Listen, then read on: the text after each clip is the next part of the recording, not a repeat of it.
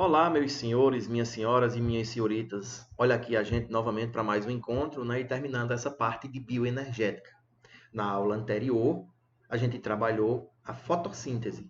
Hoje a gente vai trabalhar a respiração. Entre outras palavras, a gente ensinou a fazer o bolo na aula anterior e hoje a gente vai mostrar como é que esse bolo vai ser comido. Tá entendendo? A gente vai falar hoje sobre respiração. Mas muito cuidado, porque quando se fala em respiração, a galera acha que é isso. Na realidade, isso aqui não é respiração. Isso aqui chama-se ventilação pulmonar. A respiração nada mais é do que a quebra das moléculas orgânicas que a gente utiliza como alimento, em especial a glicose, os carboidratos, que são os compostos orgânicos. Belezinha? Então vamos aqui, ó. De onde vem essa energia que a gente utiliza para fazer nossas atividades do cotidiano, do dia a dia? Essa energia necessária para a realização dessas reações químicas que acontecem no organismo, elas vêm exatamente de onde? Da quebra de moléculas. Quem são essas moléculas? Como eu falei para vocês, lá no início do ano, vocês trabalharam, certo? A parte de composição química do organismo. Dentre eles, os compostos inorgânicos, água e sais minerais, e os compostos orgânicos, que são carboidratos, lipídios, proteínas, né? Vitaminas e ácido nucleico, enfim. Mas os três que servem, certo? De suprimento energético são esses três. Quem? O carboidrato, que é o açúcar. O segundo vai ser o lipídio, que é a gordura. E o terceiro, que é raríssimo, porém o corpo também utiliza em um momento de privação alimentar, seria as proteínas, que são os músculos. Então, por exemplo, se você for fazer uma dieta para perder peso, o que é que vai acontecer? O seu corpo ele vai começar a gastar o carboidrato. Depois, ele vai gastar a gordura. E por último, quando não tiver mais gordura e nem lipídio, não tiver mais lipídio nem carboidrato, ele vai para onde? Ele vai para os músculos, certo? Ele vai para as proteínas, beleza? Então aqui, quem são, em especial, os que fornecem energia para o nosso corpo, que é o que a gente vai estudar? São os carboidratos, geralmente são os carboidratos. Outras moléculas também podem acontecer isso aqui, pode fazer isso com certeza, falei para vocês. Os lipídios e as proteínas. E também os ácidos nucleicos. Aqui diz o seguinte, que a prática frequente de algumas modalidades esportivas provoca aumento do volume do músculo, que a organela tem sua multiplicação estimulada por esse procedimento e por quê? Que organela é, pessoal? Falou de quê? De prática de exercício físico. Logicamente, se você vai para uma academia, você começar a ficar bombadão lá, levantando peso, é por quê? Porque alguma organela está trabalhando bastante. Né? Justamente para quê? Para aumentar a sua massa muscular. Que organela está envolvida no processo? Meu amigo, você está botando força, gastando energia. Quando eu falo de gastar energia, eu estou falando automaticamente de respiração. E quem é que é envolvido na respiração? É quem? A mitocôndria. Então, a mitocôndria e o cloroplasto são organelas que são imprescindíveis à vida. Enquanto o cloroplasto ele fabrica o alimento, a mitocôndria vai gastar esse alimento. Cloroplasto faz a fotossíntese, que na realidade é uma reação endergônica, porque acumula energia, e a mitocôndria é uma reação exergônica, vai fazer a respiração, uma reação exergônica que vai liberar energia. Perfeito? Então, quando eu falo de energia, eu jamais posso deixar de falar de quem? De ATP. O que é que significa ATP? Adenosina trifosfato. Você tem o quê? Uma molécula com dois fosfatos e um fosfato inorgânico. O ADP, adenosina difosfato, e o fosfato inorgânico. Quando eles se juntam, formam-se o ATP com energia acumulada. Quando acontece a quebra, existe a liberação de energia. Perfeito? Então vamos aqui. Ó. Esse processo de respiração celular nada mais é do que um processo para produzir ATP, que essa é a molécula energética, certo? Então você tem o carboidrato, a gente se alimenta lá e tudo mais, certo? Por exemplo, comer um pãozinho, comer uma bolacha, enfim, eu estou me alimentando. Ali tem carboidrato, esse carboidrato vai ser quebrado para produzir ATP. Perfeito? Então, vamos aqui, ó. Fotossíntese produz os compostos orgânicos que são utilizados no processo de respiração aeróbica. Está aqui, ó, nossas fontes, né, de alimento E isso aqui vai ser usado para a produção de ATP. Para esse ATP, ser gasto no nosso cotidiano, no nosso trabalho. Transporte, movimentação, recepção e transmissão de estímulos, acúmulo e transmissão de informação genética, síntese de compostos químicos e por aí vai, beleza? Então, só para mostrar para vocês aqui, para vocês não ficarem boiando, certo? O que significa dizer aquilo de ADP mais fosfato inorgânico, mais P. Está aqui a molécula de ATP. Tá vendo? Essa é a molécula de ATP. Onde você vai ter aqui, ó, 3 fosfatos. Adenosina trifosfato. Por isso que é tri.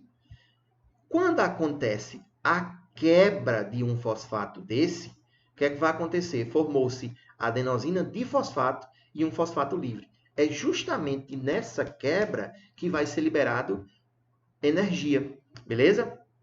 E essa molécula de ATP ela vai ser constantemente ressintetizada, refabricada dentro da célula. Porque então, os 3 se quebram e depois se formam novamente. Perfeito? Vamos falar um pouquinho sobre as mitocôndrias. Lógico, se a gente vai falar de respiração celular, logicamente nós temos que falar de mitocôndrias. Então, está aqui a estrutura de uma mitocôndria. Para tu entender como é que acontece a respiração celular, existe a necessidade de tu entender a estrutura da mitocôndria.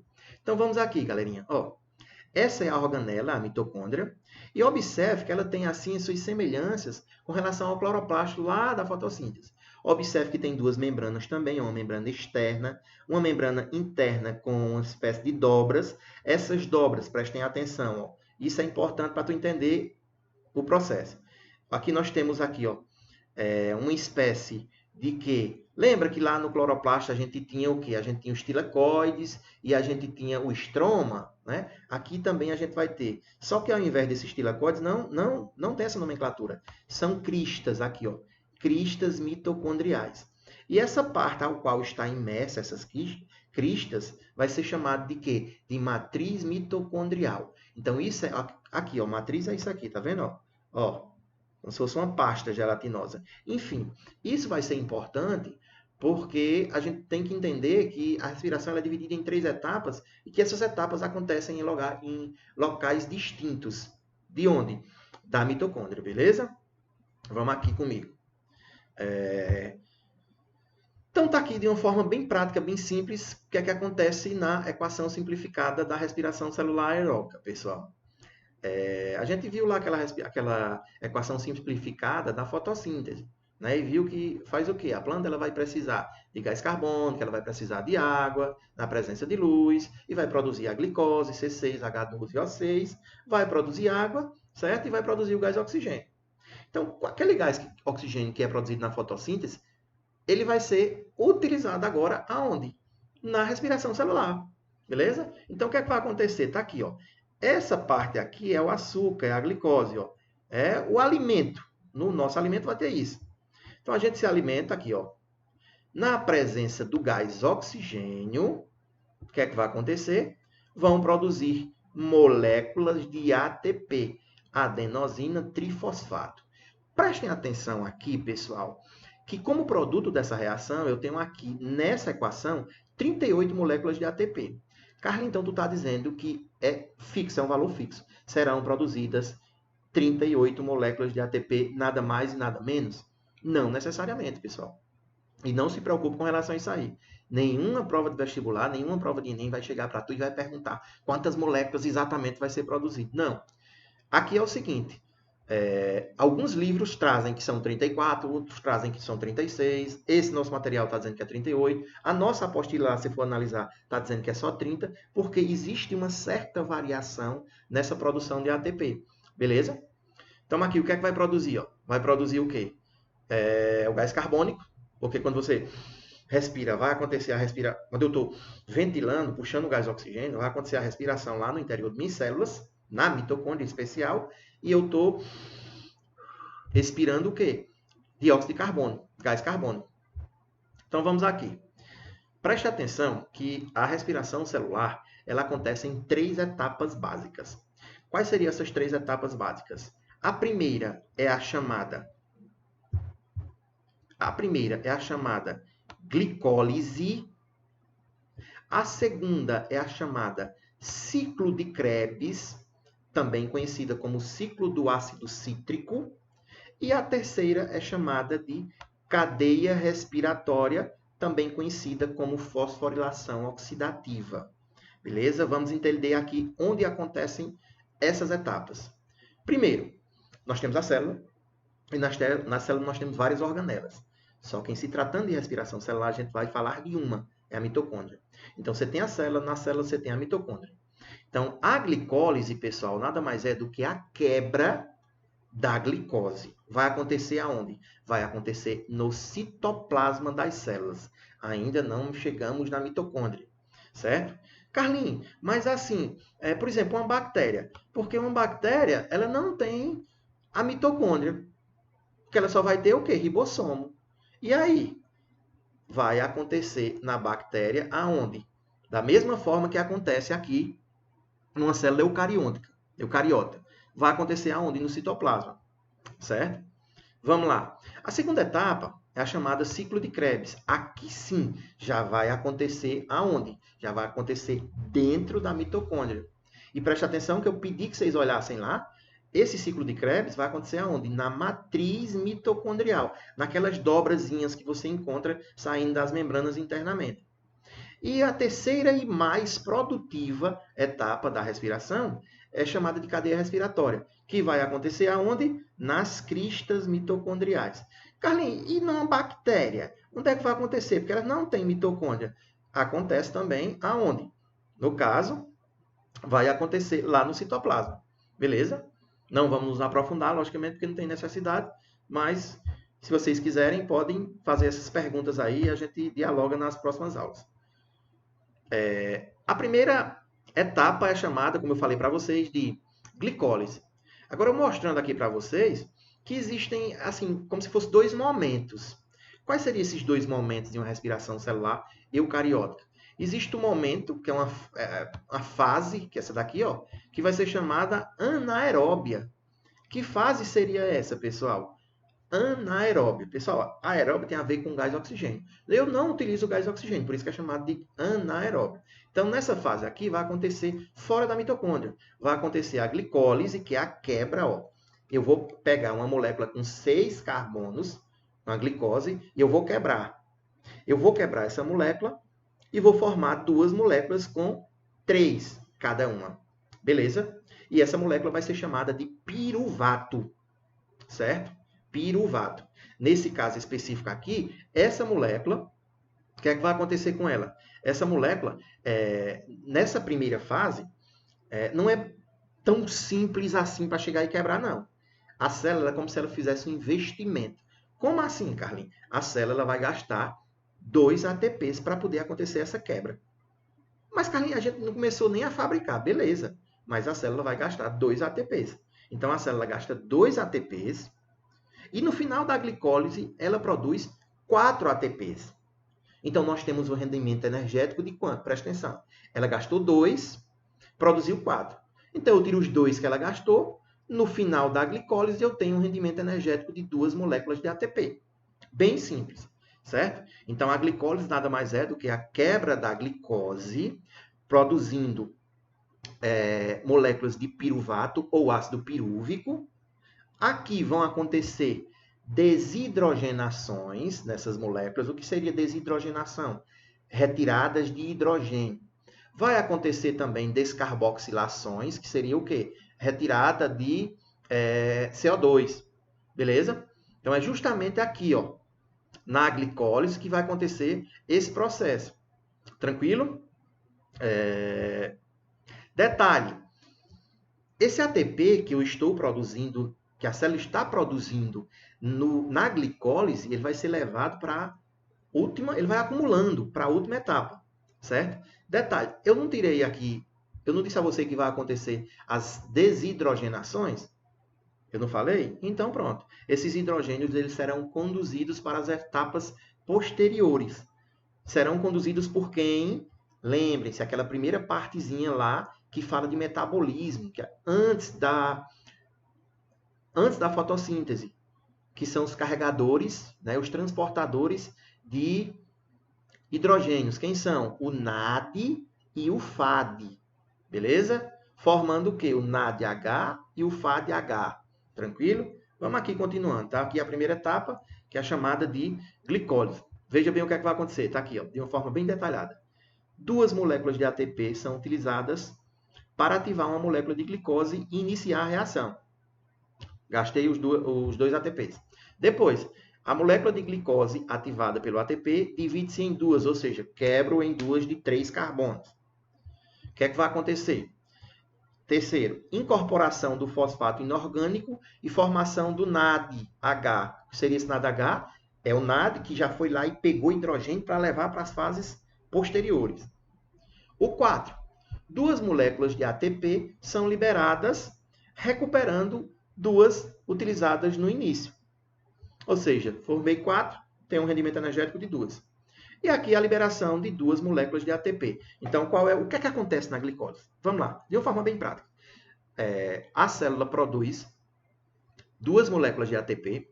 Existem desidrogenações, que é retirada de hidrogênio. Esses hidrogênios serão levados pelo NAD, certo? Para as etapas posteriores.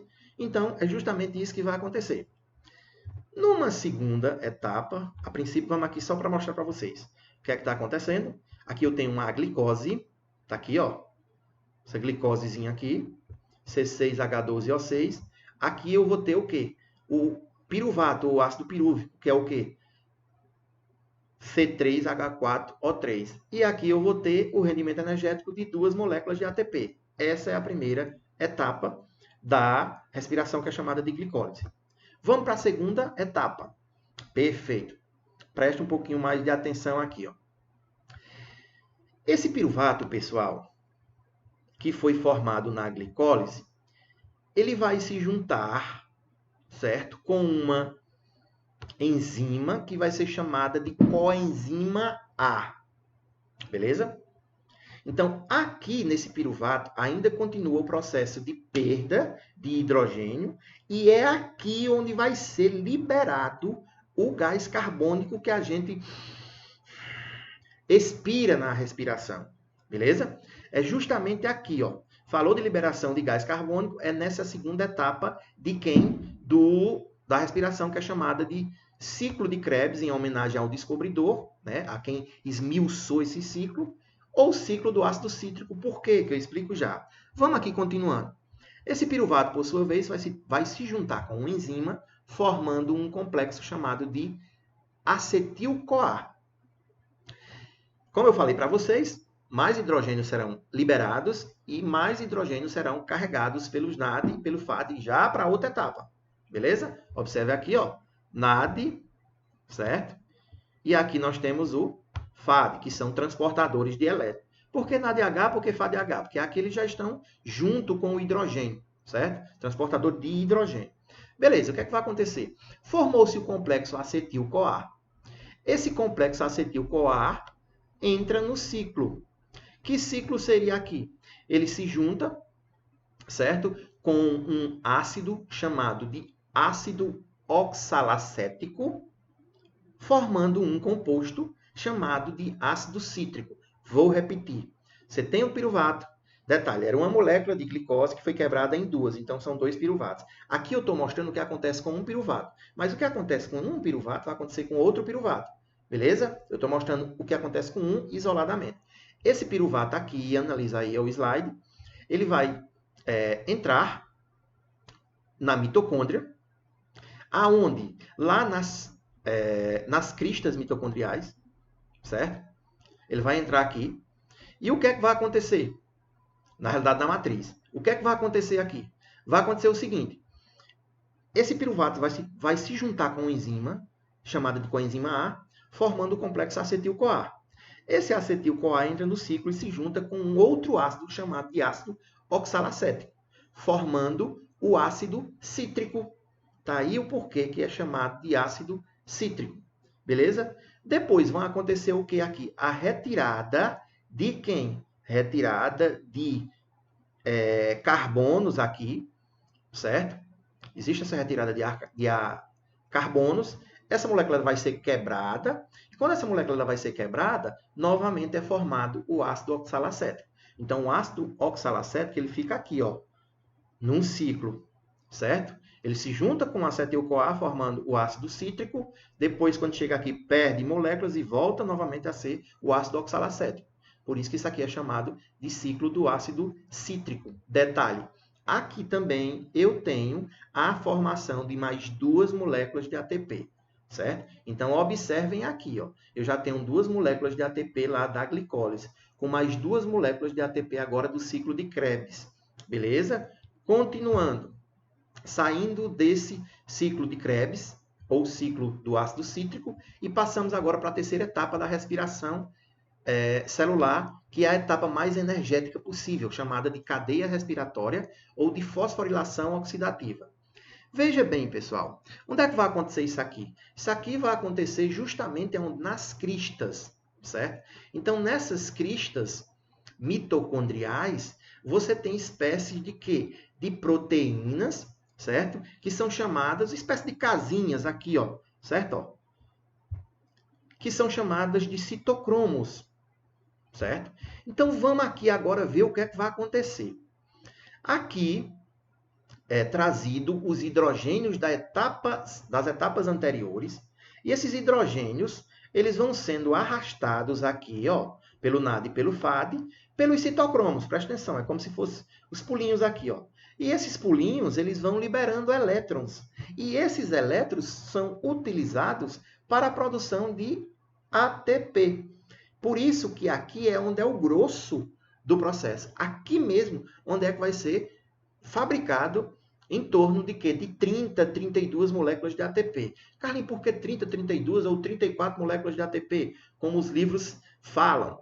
Porque é o seguinte, um NAD desse daqui, certo? Ele traz esses hidrogênios aqui e esses ATPs aí, eles são fabricados, certo? Ao que tudo indica, em torno de 2,5 a 3,3, é mais ou menos isso, certo? Então, disse que é um rendimento de mais ou menos como se fosse 3 ATPs, certo? Por cada hidrogênio desse aqui, certo? Cada elétrons desse aqui que são utilizados para fazer para essa fabricação. Por isso que você não tem um valor exato, ok? Então, está aqui a última etapa, e a etapa mais energética que você tem desse processo aqui, certo? Então, aqui de uma forma bem resumida, vamos lá ver o que é que acontece, ó. A glicólise é a primeira etapa, é a fase anaeróbia. O que é que significa? Não necessita de oxigênio para ocorrer e é realizada aonde? No citoplasma. A fase aeróbia é a oxidação do ácido pirúvico, o ciclo de Krebs, né, conhecido como ciclo de Krebs, fosforilação oxidativa e cadeia transportadora de elétrons, aqui já vai ser a terceira fase. A fase aeróbia, anaeróbia, é só a glicólise. As fases aeróbias são quem? São o ciclo de Krebs e a fosforilação oxidativa, certo? Então, requer a presença de oxigênio e ocorre dentro das mitocôndrias. Só um detalhe que eu esqueci de dizer. Esses hidrogênios que são carregados aqui são utilizados para juntar com o oxigênio e formar a água. Não esqueça, redução é a reação química que leva ao ganho de energia. Oxidação, para ficar claro, é a reação química que leva à perda de energia. Então, cuidado para você não confundir. Oxidação, você já achar de cara que vai ser a questão do quê? Do oxigênio. A reação com oxigênio, certo? Tem a ver com a questão de quê? Da perda de energia. Além desse processo de respiração celular, nós temos também outro processo que vai ser chamado de respiração anaeróbica. Na respiração anaeróbica acontece a mesma coisa que foi detalhada aqui anteriormente. Só que, ao invés, lá naquela cadeia receptora de elétrons, que é a cadeia transportadora, não vai ser o oxigênio que vai ser envolvido. Por isso que o rendimento energético é muito baixo, porque não é o oxigênio, certo? Todo esse processo, essa retirada de energia dessas moléculas, dessas substâncias, é graças à oxidação, né? Essa questão de você reagir com oxigênio. Só que assim, o processo ele tem que ser feito gradativamente, porque senão pode causar uma combustão e a célula vai queimar instantaneamente. Aqui a gente vai falar agora da fermentação, certo? O que seria a fermentação? Todo mundo já ouviu falar na fermentação que é utilizada para produzir vinagres, produzir iogurte, produzir pães, certo? Existem 3 tipos de fermentação, certo? É a fermentação alcoólica, a fermentação láctea e a fermentação acética, beleza? Então tá aqui, ó, mostrando para vocês. Ó. A fermentação láctea. Qual a diferença dessas fermentações? O produto final. Na respiração alcoólica, logicamente, o que é que vai ser produzido? O álcool. Na fermentação. Na fermentação láctea vai ser produzido o ácido láctico. E na fermentação acética vai ser produzido o ácido acético. Beleza? Olha a diferença aqui, pessoal, do rendimento energético. Na respiração, você tem, como eu falei para vocês, em torno de 34 a 38 ATPs. Nas fermentações, vocês, tanto ela láctica como alcoólica como acética, você só tem um rendimento energético de quê? De 2 ATPs. Só fabrica 2 ATPs. Veja aí, ó. 2, apenas 2. Certo? Então, assim, não tem nem comparação qual é o processo mais eficiente, né? Mais eficaz. Logicamente, vai ser o quê? A respiração. Existem determinados organismos, pessoal, que eles podem tanto fazer respiração como fermentação. Beleza? Como é que acontece a fermentação alcoólica? Essa fermentação alcoólica, os 3 tipos de fermentação vai ter o quê? Você vai ter só a primeira parte daquelas 3 etapas da respiração aeróbica. Tem glicólise, ciclo de Krebs e cadeia respiratória. Só vai ter a glicólise nas 3. Beleza? Por isso que só temos 2 moléculas de ATP no final. Como é que acontece a fermentação alcoólica? É realizada por leveduras, que são fungos unicelulares, e eu tenho como produto final o quê? O álcool. É utilizado na produção de pães, de bolos e bebidas alcoólicas. Um fator interessante que até eu, quando era menino, eu ficava pensando, ora, se o pão ele é utilizado, se para fazer o pão utiliza-se a fermentação alcoólica, por que quando você não está comendo um pãozinho com manteiga, você fica meio que noiado lá, certo? Por quê? Porque quando a massa ela vai para o fogo, primeiro ela está sofrendo a ação de quê? Desses fungos. Então a massa ela vai inchar porque vai ser produzido o quê? Gás carbônico. Esse gás carbônico faz a massa inchar. Aí você leva para o fogo. Quando você leva para o fogo, que vai produzir o álcool, esse álcool vai evaporar. Beleza? Essa é a fermentação alcoólica. Daí mostrando para vocês, ó, que nós temos a glicose, a quebra da glicose. Aqui nós temos a produção de álcool. Produção de quem? De CO2 e 2 moléculas de ATP. Na fermentação láctica, pessoal, essa fermentação láctica acontece a mesma coisa que acontece nas outras glicólises, certo? É fabricado o ácido pirúvico, certo? E esse ácido pirúvico, ele sofre a descarboxilação e a desidrogenação. E o que é que vai acontecer? Vai ser formado esse chamado ácido láctico. Como a outra alcoólica, vai ser um rendimento energético de 2 ATPs, certo? É importante salientar aqui, pessoal, que a gente, quando a gente está lá na educação física, lá fazendo bastante esforço, que seu corpo começa a gastar energia demais através da respiração aeróbia, o nosso corpo também, em especial as células musculares, elas utilizam a fermentação láctea, por incrível que pareça, certo? Elas utilizam essa fermentação láctea. Então, por que é interessante você, antes de fazer a educação física, você se aquecer, fazer alongamento e depois também fazer esses alongamentos?